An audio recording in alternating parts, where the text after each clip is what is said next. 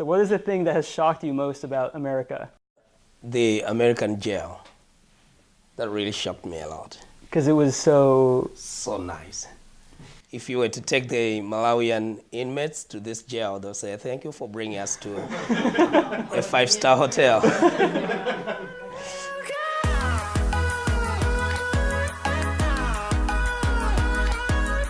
Well, thank you all for being here. I'm really excited. This is the second time we've done this in a month, and some of you have come for a second time, and some of you are here for the first time. And the reason that we've gathered on both occasions is because of Prince. Prince is here for the first time from Malawi. It's his first time in America, but the last time we filmed, he had been here for about 3 days. And this time when we're filming, he's been here for about 3 weeks. And so he's learned a lot about this country in that short amount of time. He's been to 6 different states, something like that. And so he's going to share some of what he's learned. And then he's also going to talk about, in a week, he's going back to Malawi. And so he's going to talk about what he's going to be doing when he goes back to Malawi. So Prince, thank you again for coming. Thank you. I know that there's several things that we said we would talk about, but one of the things that we thought we would talk about is you said that you found something, in every culture there's something that's shocking. Yeah. And I thought the perfect thing to start off with is shock. So what is the thing that has shocked you most about America?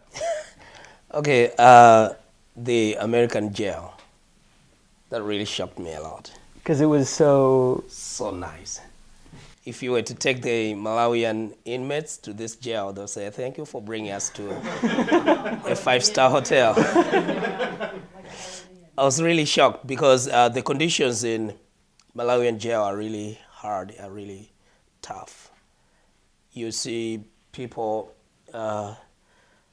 they have only one meal in a day in the jail, and they go out every morning, 9 o'clock, and they go back in the cells 3 o'clock in the afternoon. I've been to a youth prison in Malawi, the one that I used to go when I was in college. There are 250 to 300 inmates, and these are these young offenders. They live in 8 cells. So 8 cells is not the cells that you know. These are just tiny rooms, and there's no bed, there's no blanket. Every afternoon, 3 o'clock, they go in that room, and if you have a blanket, it means you have to keep it the whole day. If you're going to lose that, then you're going to sleep without a blanket. They have no washing rooms, they have no restrooms, the ones that you know. They all use maybe 2 or 3 toilets, and they can take a shower everywhere. Actually, ladies cannot be allowed to go there. But if men can show up there, you can find them taking a shower everywhere. The inmates in the Malawian prisons, they suffer from maybe skin diseases. They have skin diseases, airborne diseases like TB, coughing.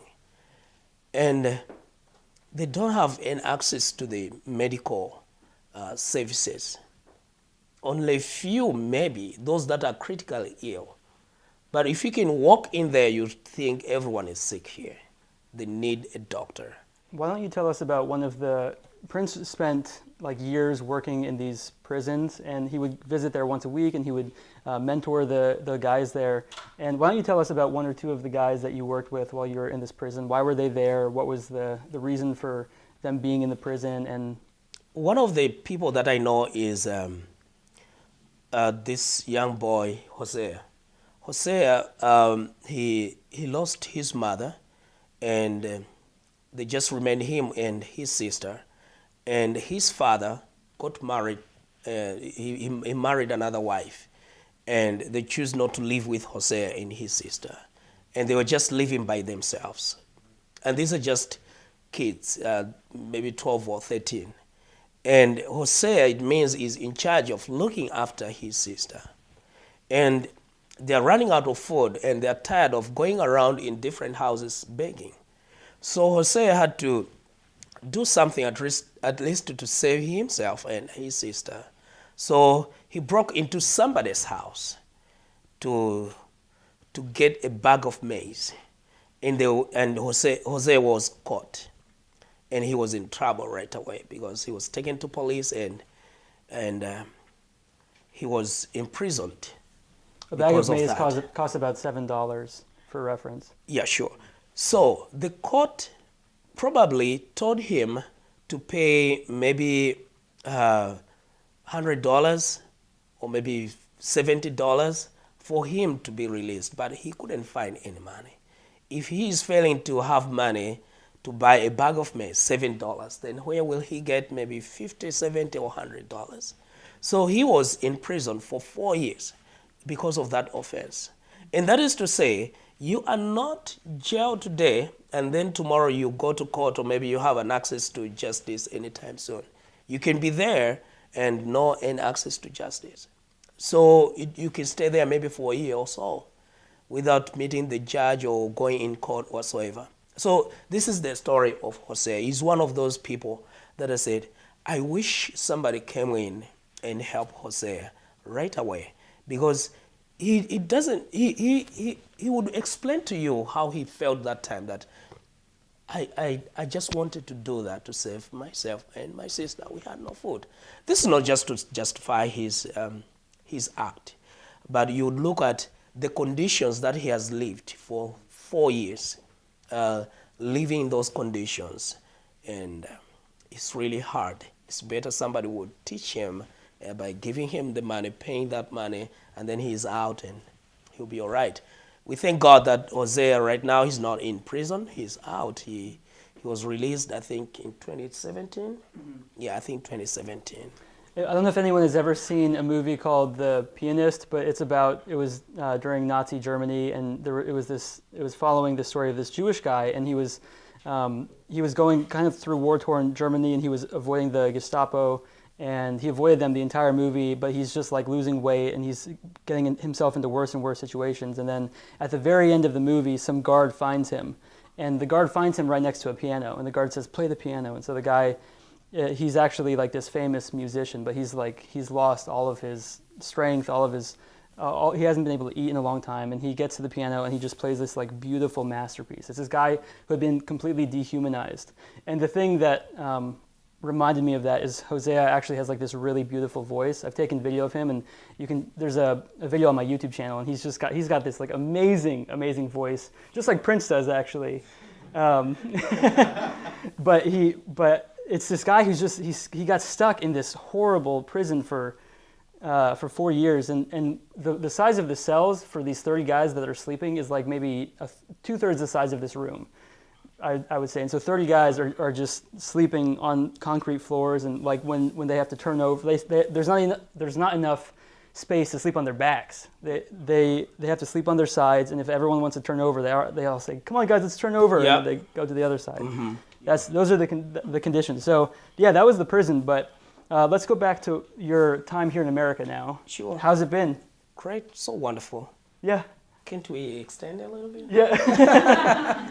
Maybe get lost. Yeah, I'm thinking of going supposed somewhere. to go to the airport. Yeah. On the day. So like, what are some of the highlights? You've been to California, Wisconsin, Pennsylvania. Yeah. This country has been so amazing to me. I don't know about other people. I'm not the only person who has visited this country.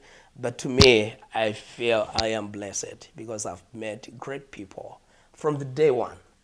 The day when we arrived and things just started happening, one after another, when bowling, paintballs. Paintballs actually has been in my mind because I have a little wound somewhere. Somebody shot me during that time. So that reminds me. And actually, when I was in Wisconsin, I was wondering, I feel somewhere hurting. What's the problem? So I said, "Oh, that little kid who was shooting me like this, she really shot me." Yeah. And so paintball has been in my mind, has been my favorite time that I had in US. And you earned this special nickname when you were playing paintball. I don't remember that. They called him the sniper. The sniper. Yeah, yeah, I remember. Mm-hmm. Yeah, sure. So I also have an opportunity to go around in different states, in California, PA, Wisconsin, Minnesota, Virginia. I can list them, many places. I don't know how many people visited the United States for the first time and then they went to all these places. Yeah. I feel blessed to do that. And I've met amazing people. Everywhere I go, I meet people that challenge my faith. That by the end of everything, I say, was this planned that I should come here and meet these people? These are the people that love God. These are the people who have a passion to give and to see the world to be a better place. These are the people that when you tell them about Africa, when I was coming here, I was really worried a little bit and say, what is it that I'm going to tell them to make them, to make them think about the people of Africa that they've never met? And what will I say to them that they should care about those people that they've never seen before? And actually, people in Malawi, the people in the village, they don't know that Prince is in America and he's talking about us. So I've been thinking about that and say, what will I say to these people? But I've seen people showing interest in whatever we've been saying. Every conversation that we had has been so wonderful. These people have welcomed me in their houses, in their homes. They have treated me like a king. You see, having a very wonderful place sleeping, having wonderful food, taking me in different places, trying the American food, and I'm like, I don't want this, and they say, what about this? And they're worried because I don't like the food. I say, yeah, I think this is really awesome. Somebody's so caring that they can be worried because I don't like the food, and they want to figure out what is it that you can eat. To me, that's really great. I feel like I'm really too honored to be in your midst. I'm going back with lots of stories in my heart, and my life is no longer the same. It's changed because I had this opportunity. Yeah, well, I think a lot of people's lives are changed because you came here and were able to talk to a lot of them. I know there's a few stories where Prince, he would sit down with a group of students at a youth group or something like that, and they would be very impacted by some of the stories he had to share from the conditions he lives in, or he sees when he's back in Malawi, and so he's done a good job with that. I am curious, Americans are different people than Malawians. They have different customs, and I'm wondering if you've been surprised by how we act. Is anything surprised you in that way? Yeah, a lot, but I'll mention about seeing men preparing food, doing the house chores. That's really great. In Malawi, a man doesn't do that. But it was like the opposite of everything. To see men spending time in kitchen preparing food. That's really great. Yeah, you like that? I really like that. I remember in Virginia when your mom kept on saying, Prince, make food for yourself. I don't know how to do that. I look around in the fridge. I don't see any food. Okay. So that is really how different life is. Yeah. From being in Malawi to America and people are showing you food and you don't look at that as food. Yeah. Well, so we're filming this the day after International Women's Day. And so there's all sorts of ways that women are treated differently in Malawi. So maybe you could talk about some of that. Yeah, sure. Women here in the United States are more empowered. If you can look at this room, you find that women are more than men. Okay? And most of the people that I've talked to are women. And these are the people that they have heard the stories of Africa and they really want to bring a change.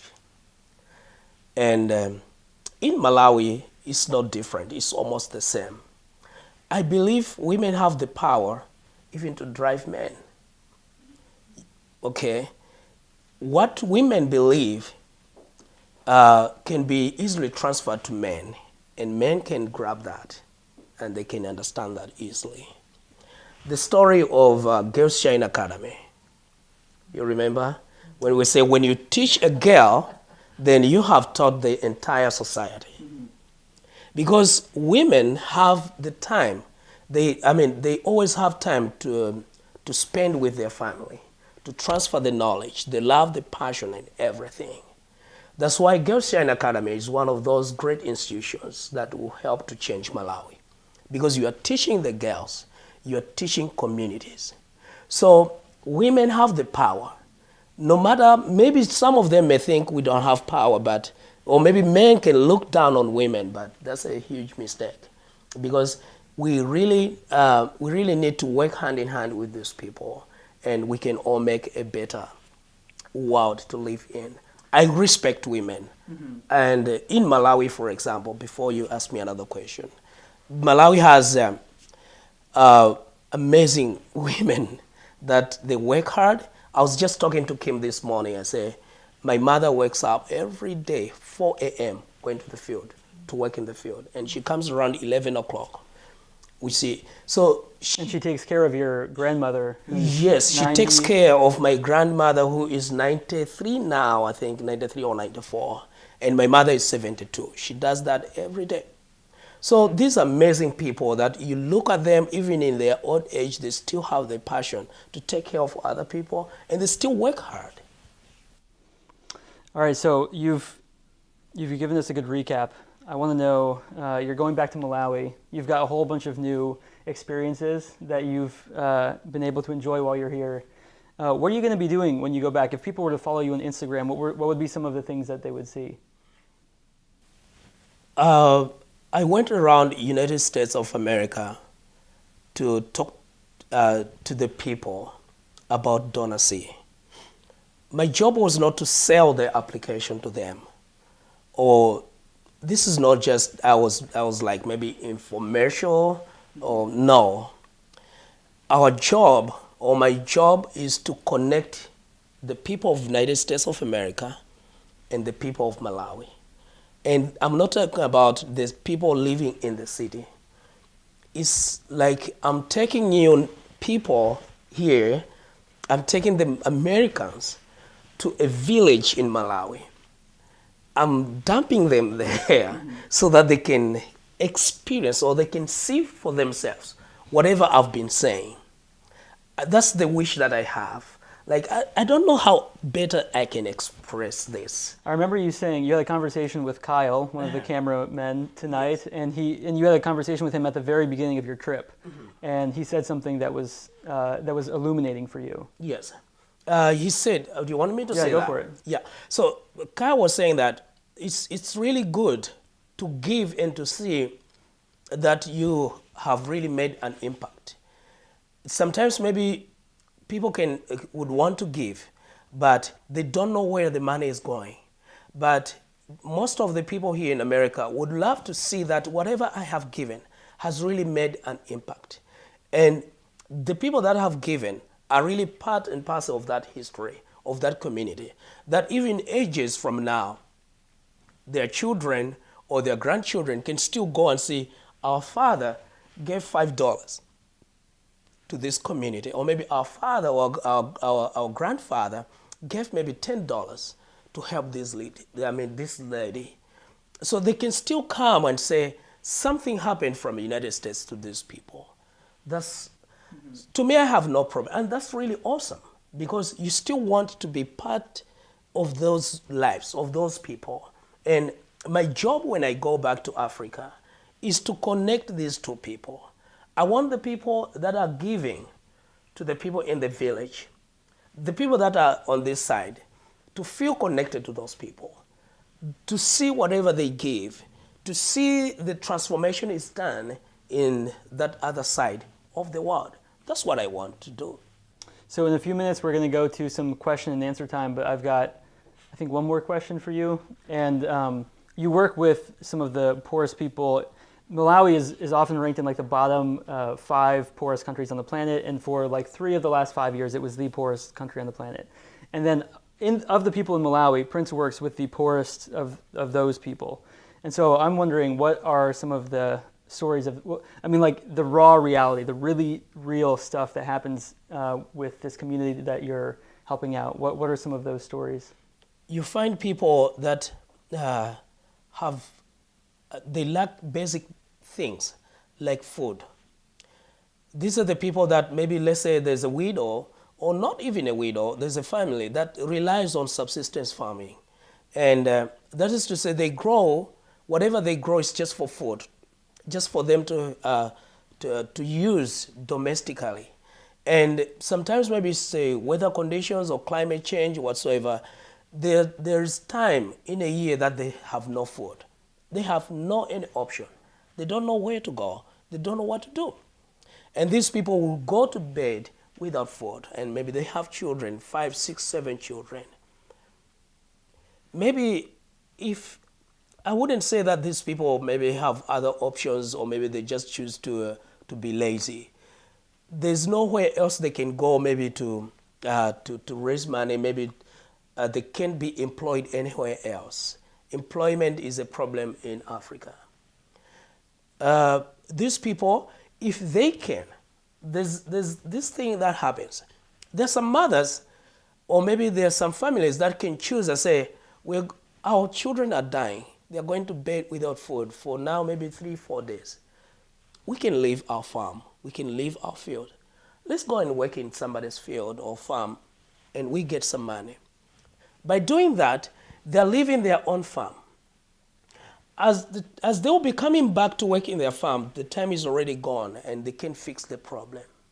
Which means these people, they're so vulnerable that they'll spend the entire year working somebody's farm to fix this problem of hunger in the house. Because there was a time that they skipped not working in their fields, and it really brought a permanent damage in their farming cycle.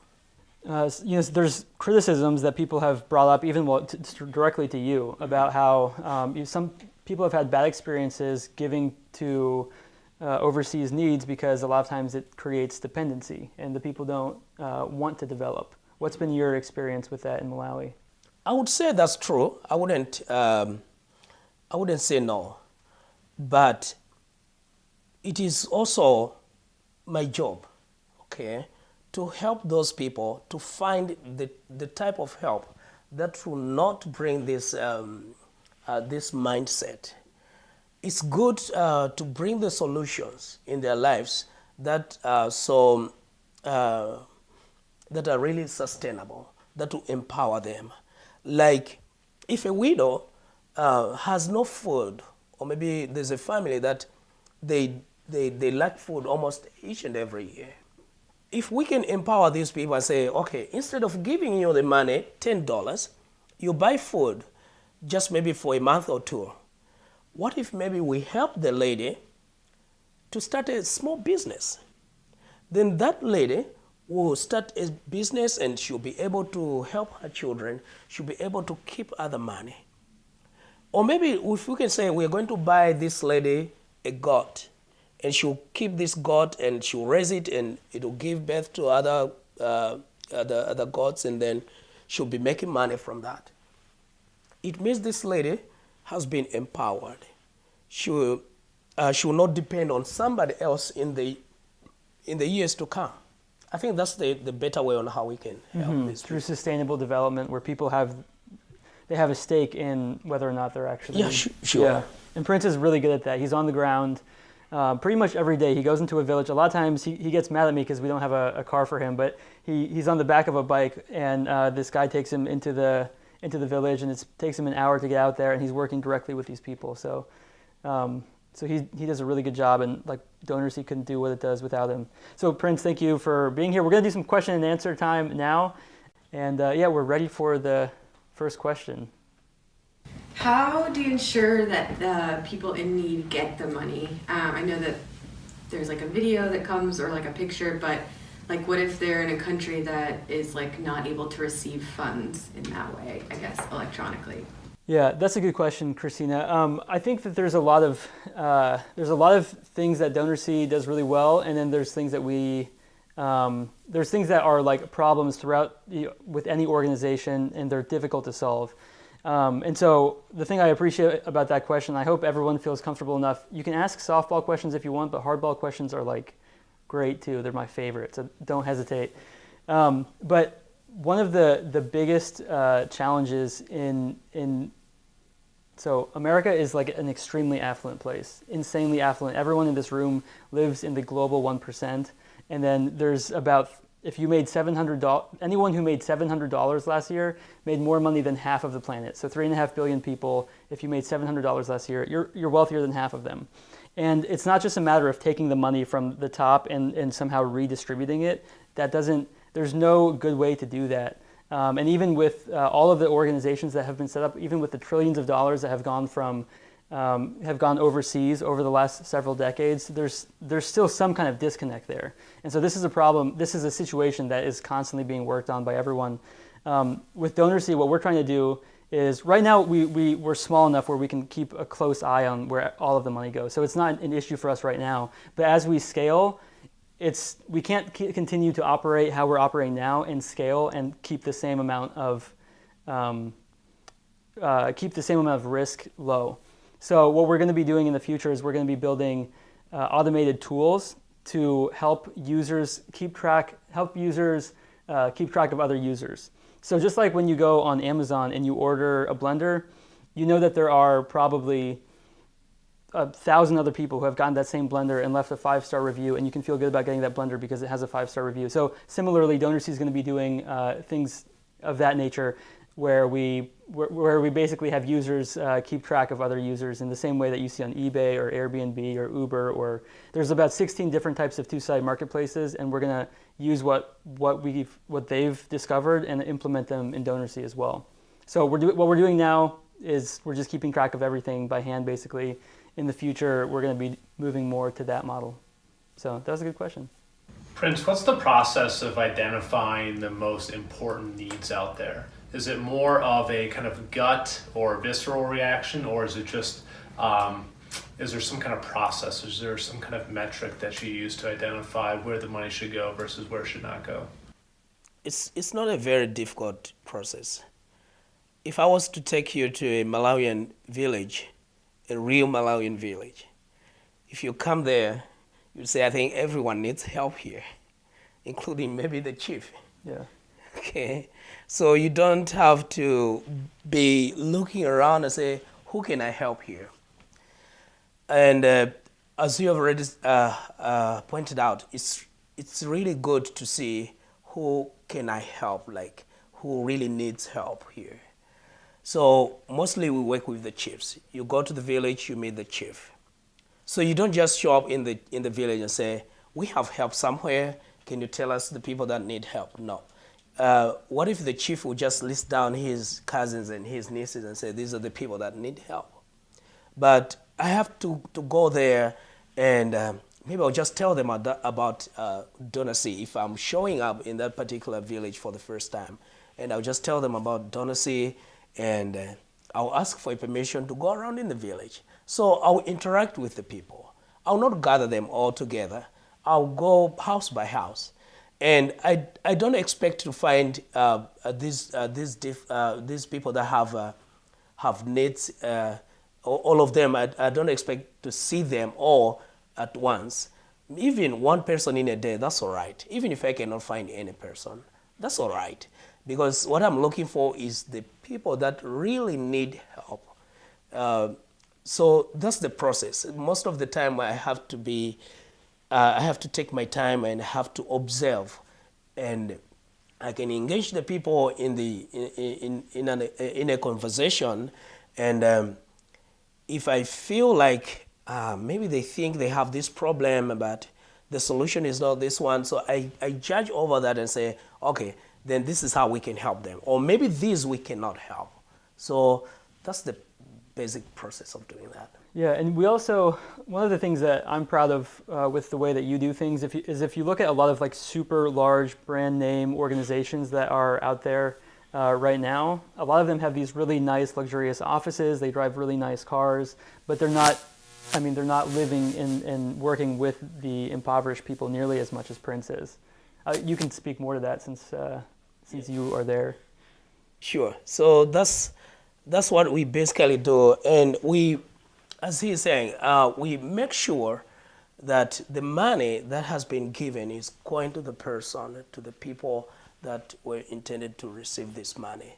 So it's about having more time to spend time with these people in the village. It's when you can establish the real needs. But if you just go there, just for 5 minutes and you greet them around, you go, you can't establish anything. You can't see the real needs of these people. But spending time with them, talking to them, listening to their stories.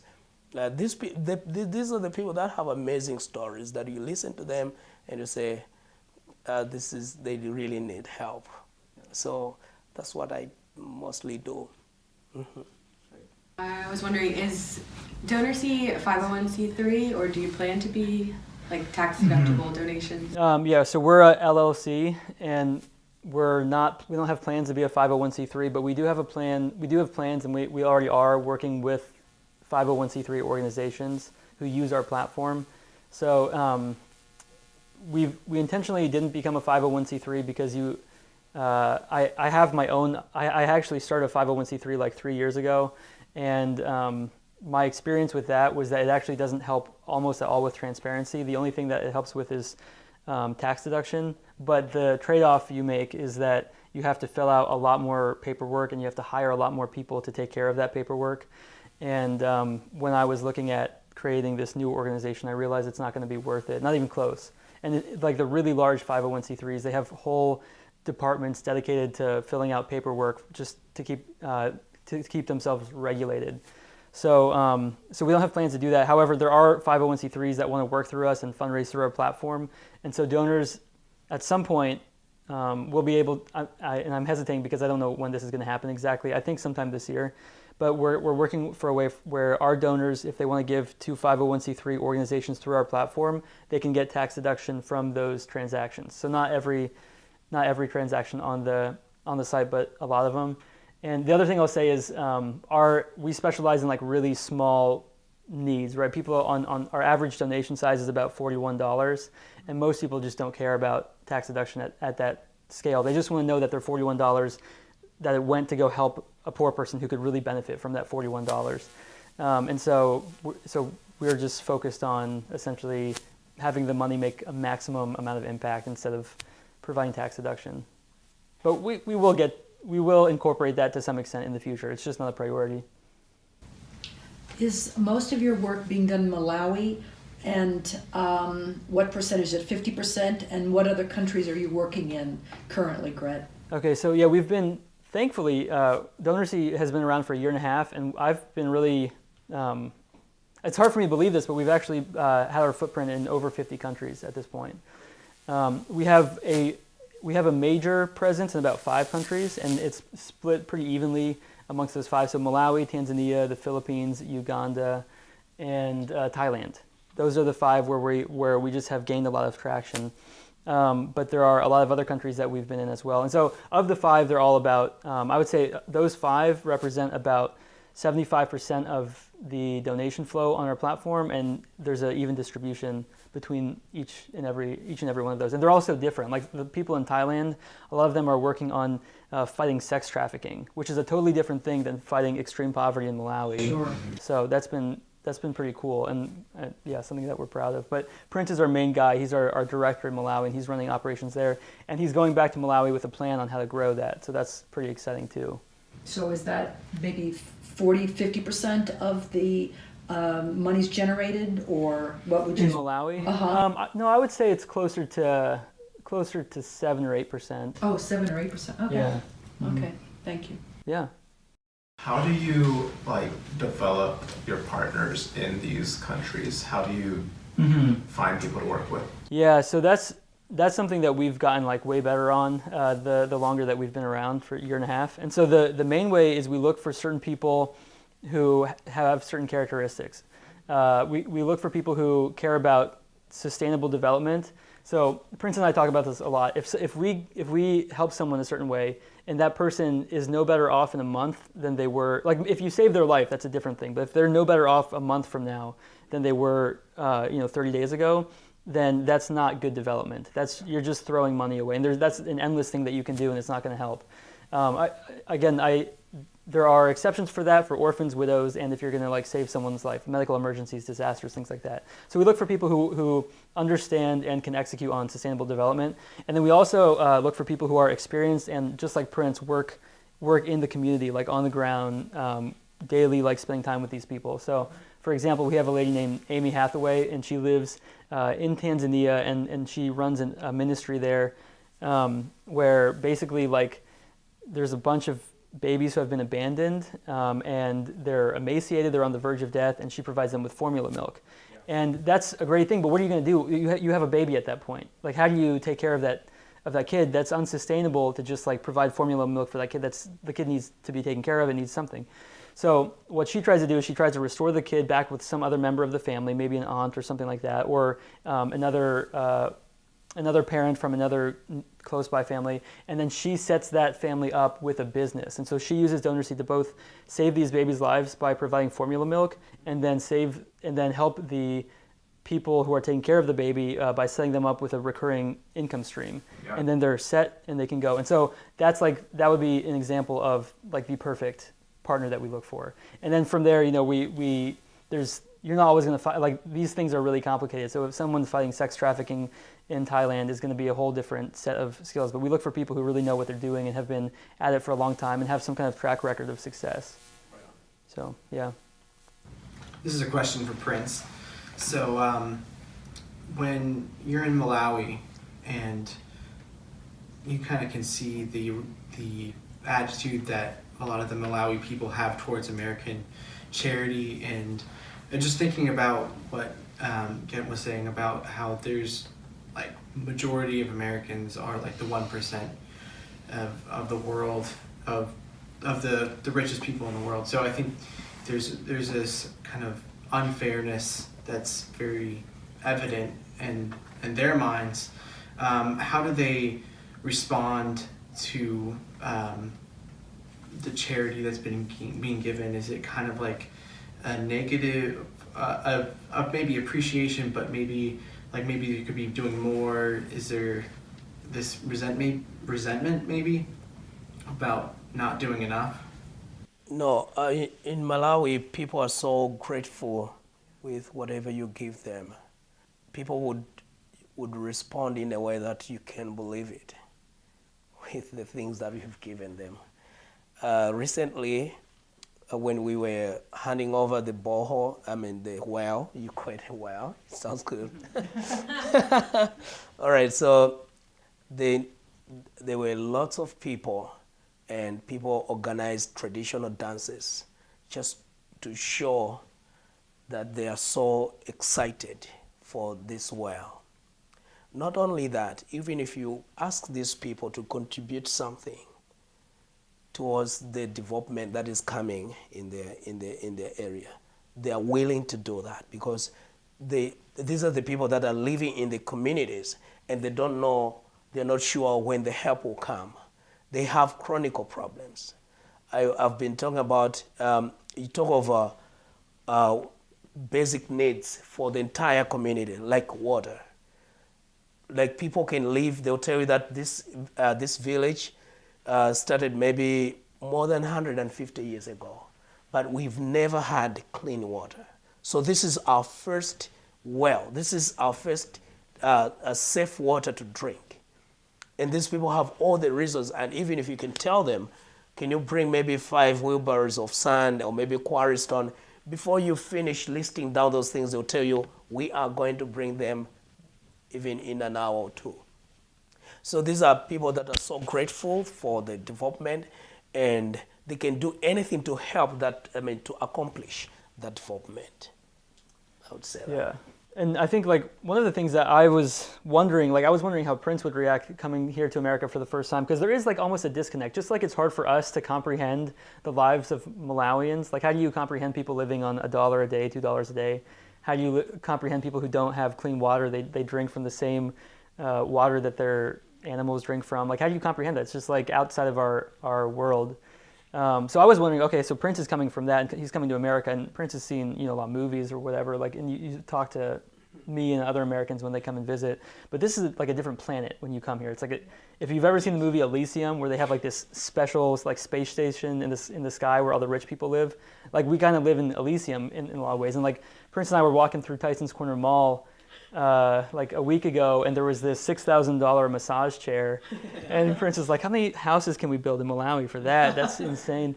So I was wondering, like, how would Prince react to that stuff? And for the most part, he's said, the conversation we had, and you can reiterate this, but it was, well, you know, they earn their money and they should be able to do what they want with it. And it's nice whenever people can help us. And it's like this, there's not this entitlement that you would, I guess you would think, like, you know, coming from an American culture where people who have less feel entitled to more, that doesn't exist as much overseas as you would think. So I was wondering about that, but that's kind of how it turned out. Yeah, sure. I guess it's kind of for both of you, but like, what has been like the coolest story through DonorSee? Like the biggest impact, or like the most, I don't know, that hit your heart the most, I guess. There's a bunch of good ones. Yeah. I'll go first. I'll say my favorite, and then you can say one that you actually worked on, because Prince is actually like doing these, but I'm just observing a lot of them. But my favorite, because we do a lot of big projects, but the stuff that's really cool is this small stuff. So it's, I mean, obviously very tragic at the same time. There was this little girl, and she was actually in Malawi, but working with a different partner of ours. And this girl was 7-year-old girl went across the street with a bucket on her head, across the river with a bucket on her head to go get water for her family. And this girl was walking back across the river, and she's got the bucket on her head. And as she's walking across, a crocodile comes and bites her in the torso, and is like shakes her, and she would be done for. But there were two guys on shore who immediately jumped in. They scared off the crocodile. They brought her back onto shore, and in a normal situation like that, that little girl would be brought either to a witch doctor, or she would just like go back to her village and bleed out. But one of our partners was there. Was able to get a project for that girl. Her name was Apulole.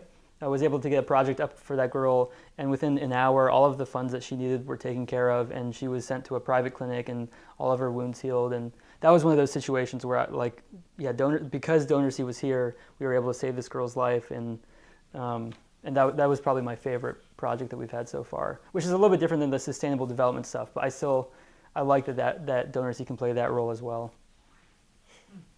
Okay, mine is about this lady, an old lady who takes care. She's probably 60 or 70, and she takes care of her grandchildren because she lost 2 of her sons, and the children's mothers got married, and the grandmother said, "I want the children to live with me." So she's living with her. I think they have 3 or 4 grandchildren with her. So there was this day I was walking around in the village, and the chief told me that, "Have you seen that building over there?" I said, "Do you mean that toilet?" So he said, "No, that's not a toilet. That's somebody's house." So I said, "Really?" He said, "Yeah." And I said, let's go and see. So I was there. I'm going there with my friend who is taking pictures or maybe taking videos of me speaking in the video. So we found the lady. I said, "Can we see your house?" And I'm entering with my friend, but me and my friend wouldn't fit in this house. It's really so little tiny that we can't. And we had to go back and say, "Is this where you sleep?" And she's showing us there's no mat, there's no nothing, there's just a pile of clothes and everything just piled up in one place. And she says, "I sleep here. This is where I sleep with my grandchildren." And I was really touched. I say, "We have spacious rooms in town, and these people, this is where they live. Everything is here. Like, maybe even this space that we are sitting in, great, is really big. Maybe." So it really touched my heart. And I took the video and I told her, I said, "Believe that you can have a good house, a big house. Do you believe that?" She said, "Yeah, I think, yeah, I can." She was laughing because she has never seen me before. And this is my first time meeting her, and I'm telling you, maybe we can help you to have a new house. So I'm telling her that because sometimes, do you remember the story of Peter and John when they were walking through the beautiful gate at the synagogue. And instead of this guy, the lame guy, he was expecting the alms, the money, but they said, rise up and walk. So instead of me giving her the money to build the house, I'm telling her, let's go ahead and video you. We are going to film you. And I think she was really confused and say, I thought maybe they'll be saying, here's the money to build the house. But yeah, I still have to take a video and I'm speaking the video. She has no idea. And I'm still looking at the room. I'm showing the room so that the people on this side, they can see. In my heart, I was still praying and say, I want this lady to have a better house because she's doing a good job taking care of these children. And I sent this video to Jizan, and after I think after 2 or 3 weeks, the project was funded. I was excited as if it's my house. And I couldn't wait to meet this lady and say, we'll start building you a new house. And there's a clip in that one of the follow-up videos for that project where this lady and her grandchildren, and there's this little child who is carrying the water on her head, and they're taking the water to the house because they are really excited and they just want to help to see the house built and finished and everything completed, and they go into that house. I was really excited, and even whenever I'm passing by that house, I stop and I greet this lady, and I'm always happy because she'll tell me, I've just finished mopping my house, or maybe I am going to mop my house anytime soon. So it really gives me joy every day because of that particular project. There are lots of them. I can tell you a lot of them. And every project, let me say this, because every project that you see on Donacy, there's a very wonderful story attached to that. And sometimes you look at, how can I express this? At least, I don't want maybe people to donate, but at least for these people to read the story and see how wonderful it will be to help these people. So every project that you see on Donacy, there's always a story attached to that. So I would tell you a lot about that. Sure. Well, Prince, we're out of time. That's a great story.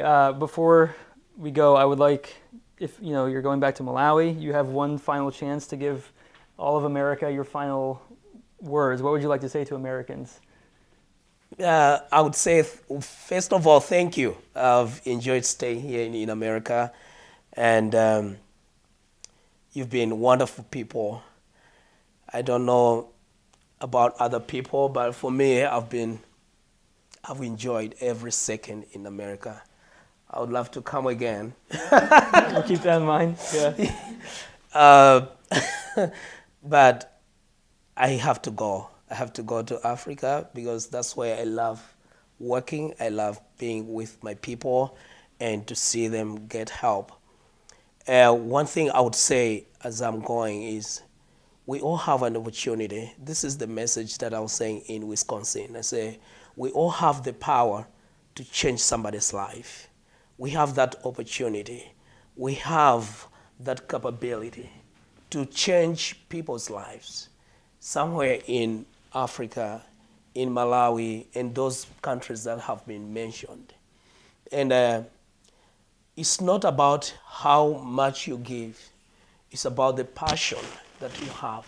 It's the conviction in your heart and say, this $10 I have here, I can buy maybe my lunch. I'm not saying having a lunch is wrong, but you say, what if I can use the same money to change somebody's life? And when I'm saying changing somebody's life, I'm not exaggerating.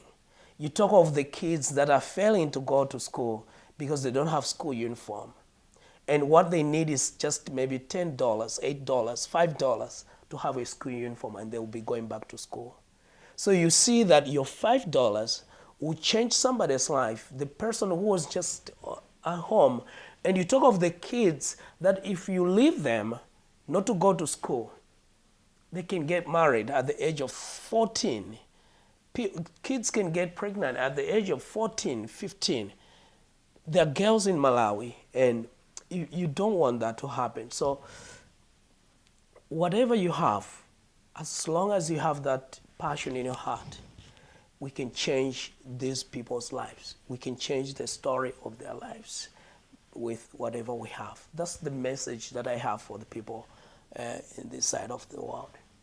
Thank you for coming, and we can thank Prince for his time.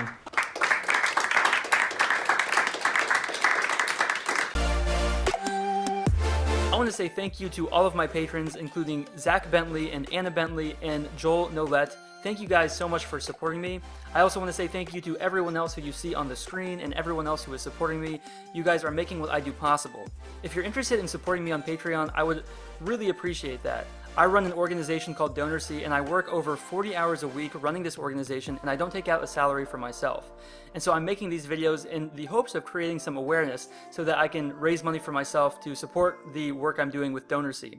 If you want to check out more about DonorSee, I encourage you to look up the video, The Future of Charity, DonorSee's 10-Year Plan. Thank you guys for watching. I'll talk to you later. Bye.